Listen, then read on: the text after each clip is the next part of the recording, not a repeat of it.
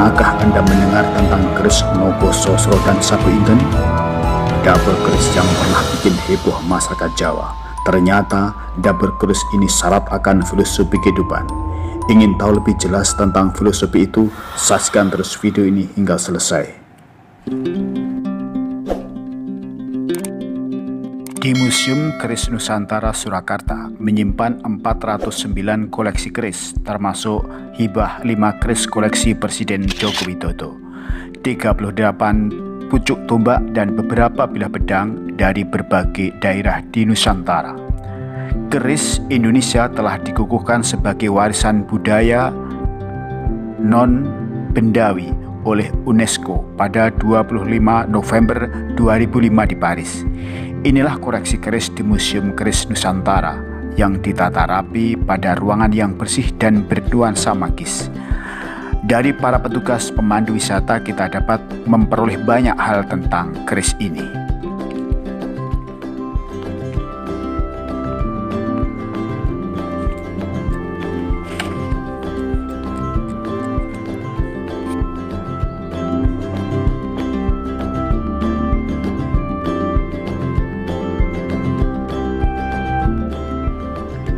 Keris mengalami perkembangan bentuk dari masa ke masa yang disebut tangguh.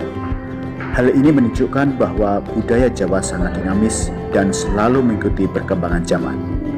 Perkembangan tangguh tidak lepas dari serangkaian kerajaan-kerajaan yang pernah ada dan berdiri di tanah Jawa dan Bali, termasuk para empu, tokoh pembuat keris yang ada dan termasuk pada eranya, seperti Empu Supo di era Majapahit, Empu Purwosari di era Demak, Empu Cublak di era Pajang, dan ribuan empu-empu lainnya dengan karya-karya besarnya.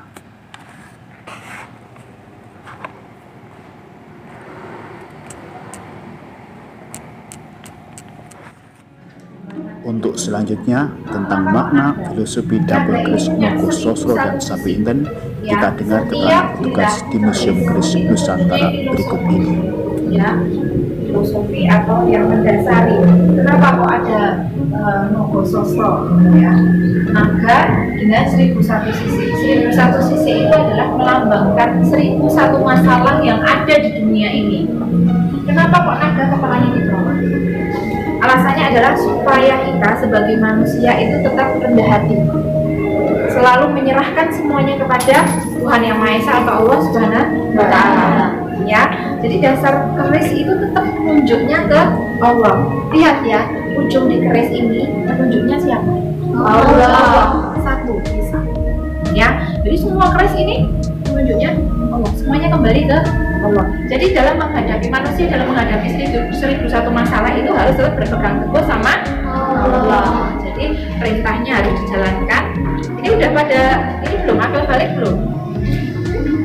Sudah kita sudah sunat belum yang laki-laki? Ya. Yang muslim sholat dah? Sholat. Sip. Bagus. Muslim semua ini Bu? Ya. Oh. Nah, kalau di sini teman-teman ini juga salah satu keris yang terkenal, namanya Sabu Inten. Sabu itu stok ya bahasa Jawanya, bahasa Indonesianya apa nak? Teman-teman? Ikan pinggang. Bahasa Jepangnya? Bahasa Koreanya kan seni Korea toh? Ayo. Siapa yang enggak senang Korea? Oh, enggak ada yang senang. Kamu ada yang senang toh? Tak kirain pada senang Korea. Ya.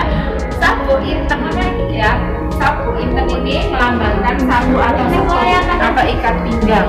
Ya. Yang mana? Ya. Kalau Inten itu melambangkan harapan atau impian atau keinginan kita.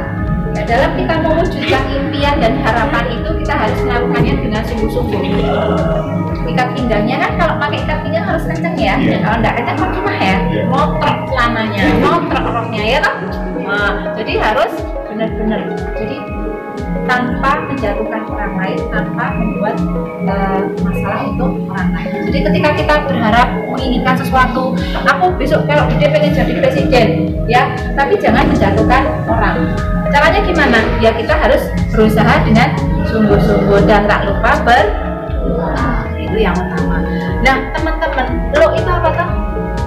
Lekuk. Iya betul, lekuknya. Lekuknya yang mana sih? Di keris? Ya, ini cuma gambar sih ya. Ini luk 11. Kalau di keris itu semua lekuknya itu ganjil. Tahu bilangan ganjil genap ya? Ya. Luknya, cara menghitung luknya bisa dari yang jempolnya, bisa dari yang jempolnya, atau bisa dari keduanya.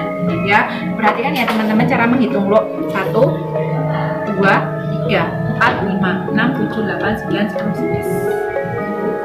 Cara menghitung.